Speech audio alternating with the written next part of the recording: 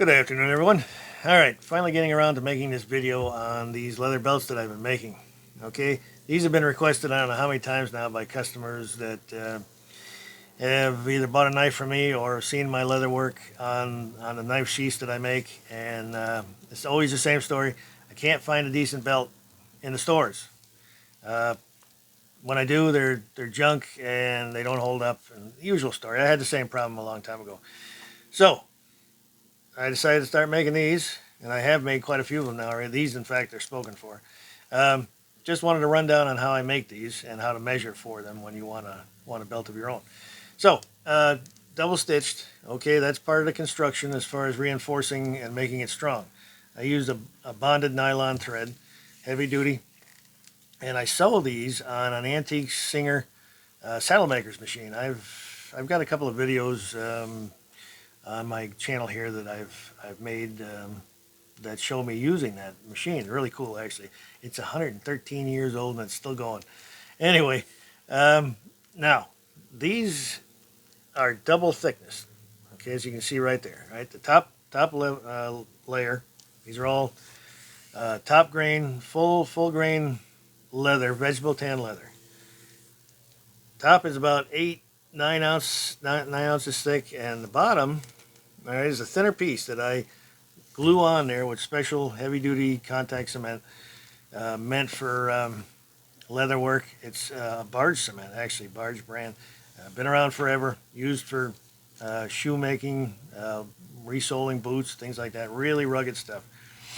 And if you think about it, it's like plywood. When you put two pieces together, glue them together, it's stronger than a single thickness belt.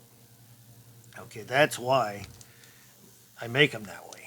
All right, now a full quarter of an inch thick is a solid belt. You'll know the difference when you put that on. Single thickness belt, okay, just like that. That's all these belts are 1.5 inches, by the way.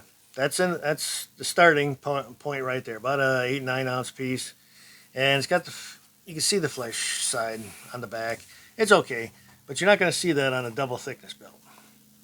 Okay, it's just now. The problem with a single thickness one is anybody outside and working, and you're out there sweating. You've worn your belt for a long time. You got your Leatherman on the side of it. Guys carry a gun. You know, it starts to bend and it wears out, especially after it really gets wet and sweaty. Now here's a belt that I had for years and I wore it, and this thing.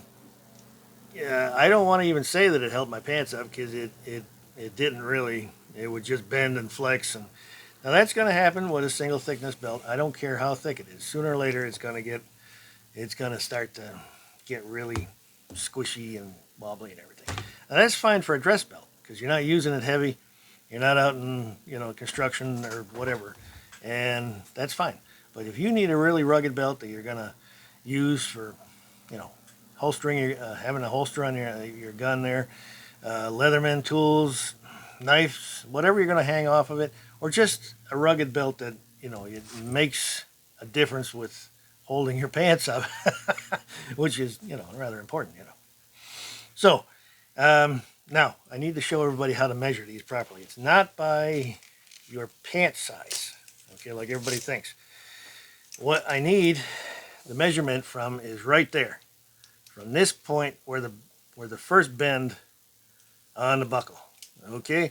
And you take the tape measure, put it right there, and you measure all the way out to the hole in your buckle that you use the most. Usually it's somewhere in between here, okay? Very important. Now, what typically happens is, as all of us do, we have 2 or 3 different holes that we use for over the course of the year. One for the winter, 1 or 2 depending on how much we eat around the holidays, and in the summertime when you have lighter clothes on, things like that. So I've got plenty of measurement holes. There's either 6, 7 of them depending on the size of the belt, and I put them only 3/4 of an inch apart. All right, not an inch. So you've got a little bit more of an adjustment there. It's not tightened up too tight or too loose, and it doesn't look like a woodpecker's got after it either. So that's the way I make my belts. if there's any questions, I've got a few of them available on the site right now. If there's any questions on how to measure or whatever you have question wise, please just call me at the shop, write me an email, whatever you'd like to do. Okay. And again, there's only a couple available right at the moment. I may make them more often depending on how, there seems to be people after me all the time making a belt. So anyway, please like and subscribe if you haven't already. I haven't forgotten that one, and got a lot more coming. We'll catch everybody in the next one. Thanks again.